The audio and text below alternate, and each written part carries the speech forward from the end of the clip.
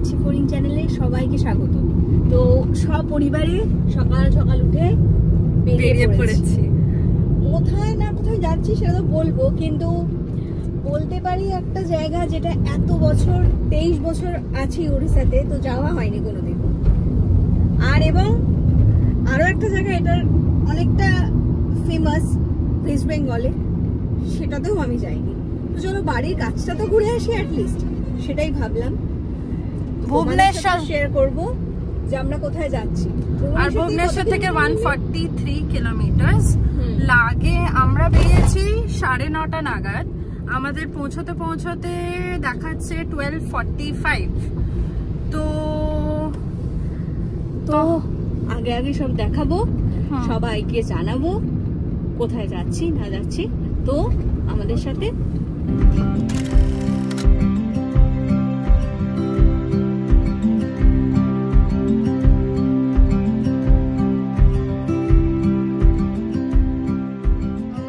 পৌঁছতে আর 1 ঘন্টা 20 মিনিট লাগবে।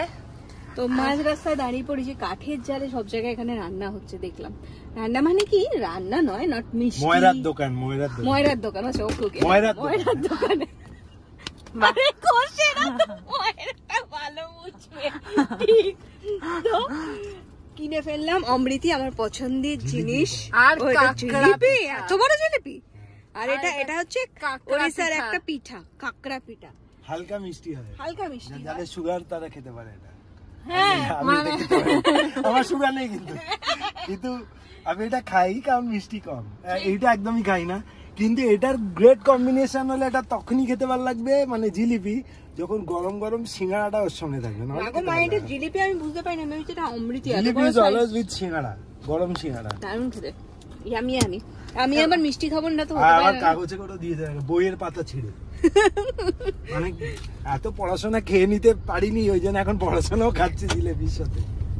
খেয়ে নি, রাস্তা এখন অনেক বাকি, দেখালে থাকবো।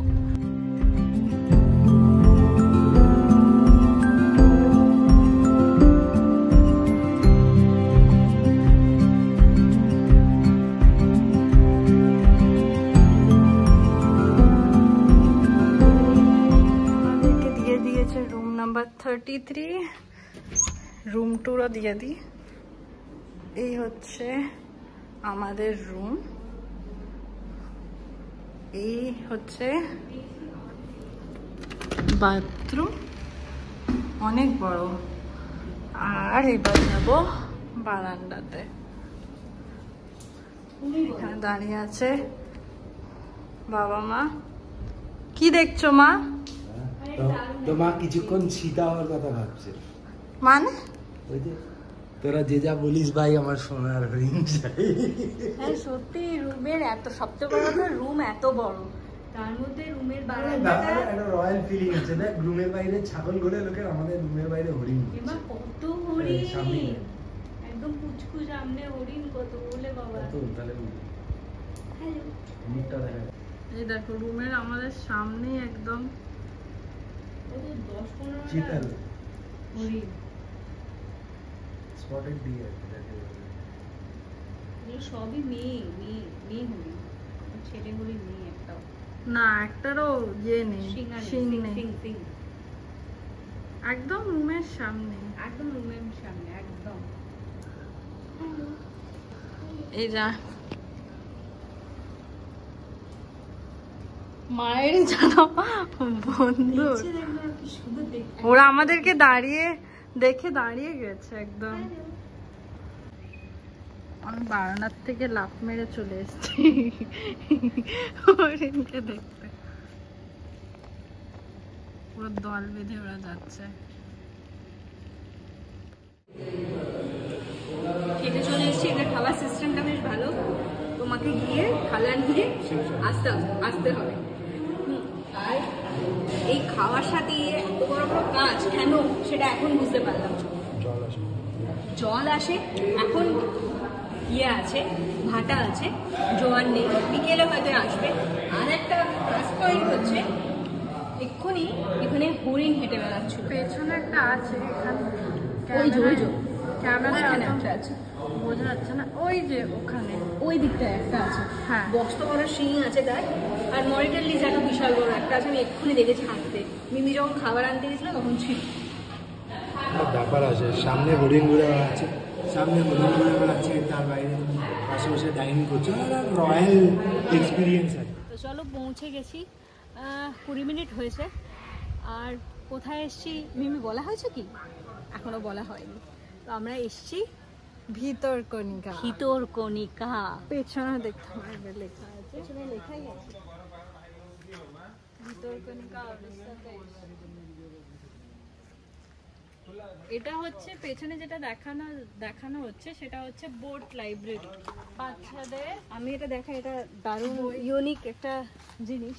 এটা হচ্ছে একটা লাইব্রেরি বাচ্চাদের জন্য, একদম ছোট বাচ্চাদের জন্য বই খাতা সব রকম জিনিস পাওয়া যায়, সেখানে তুমি পড়তে পারো এখানে এসে। দারুণ জিনিসটা, কিন্তু আপাতত এখন খোলা নেই। ছোটবেলায় এরকম একটা স্কুল পেলে ভালো হতো না? হ্যাঁ, আম গাছের তলায় বোটের ভেতরে, খুব সুন্দর জায়গাটা। জল হলে আরেকটু আমি সেখানটা বসলাম, ওই জন্য জায়গাটা বেশ সুন্দর, হাওয়া দিচ্ছে। আর পৌঁছে গেছি, লাঞ্চ কমপ্লিট হয়ে গেছে। তোমরা দেখেছো অনেক খাওয়া দাওয়া ছিল। এই এখন একটু খোলা হাওয়া, খোলামেলা জায়গা, একটু হাঁটতে বেরিয়েছি। আর পরপর এখানে একটার পর একটা কটেজ আছে, মিউজিয়াম আছে এর ভেতরে। আর কি আছে মিমি? মিউজিয়াম আছে, তারপরে আরো হেঁটে গিয়ে দেখতে হবে। আর হ্যাচারি আছে, হ্যাচারি আছে। আর কি আছে? এটা তুমি বেশি জানো, আমি জানি না। হ্যাচারি আছে, নার্সারি আছে, জেটি পয়েন্ট আছে, মানুষ আছে, কুমির আছে, কুমির আছে, রেপটাইলস আছে প্রচুর।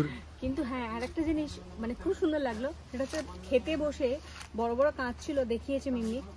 ওখানে কি সুন্দর হরিণ দেখা যাচ্ছিল, হরিণগুলো এত সুন্দর ঘুরে বেড়াচ্ছে। কিন্তু একটা মজার কথা বলি, যে অন্য সময় অনেক হয় না, অনেক জঙ্গলে আমরা যাই, যখন আমরা কিছুই দেখতে পারি না, আর যখন দুঃখ করে বেরোই যে কিছুই তো দেখতে পারলাম না, তখন কি লেখা আছে যে once you are in a jungle, আর তো তুমি হয়তো দেখতে পাচ্ছ না কিন্তু ওরা তোমায় দেখতে পাচ্ছে। তো ওইটাই আমরা মনের সুখ নিয়ে চলে আসি, যে হ্যাঁ ঠিক আছে, এই কথাটাই মাথায় রাখবো।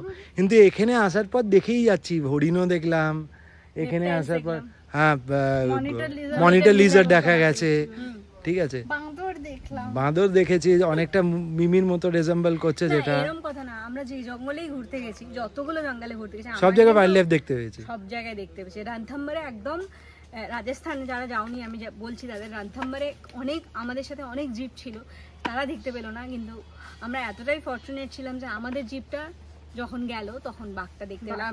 এমন কিছু দূরে নয়, একদম কাছাকাছি। তখন মিম্মি একদম কুটকু ছিল, তার মনে আছে। তো আমরা সেরকম কিছু আমাদের সাথে হয়নি, আমরা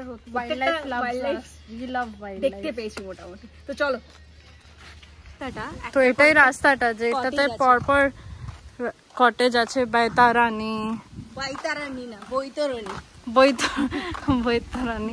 ওই যে লেখা আছে ওখানে ভিতরকণিকা ম্যানগ্রোভস। যারা মানে সুন্দরবন দেখোনি তাদের জন্য এটাও একটা জায়গা, যেটা সুন্দরবনের সেকেন্ড পার্ট বলতে পারো, বা সেকেন্ড জায়গা।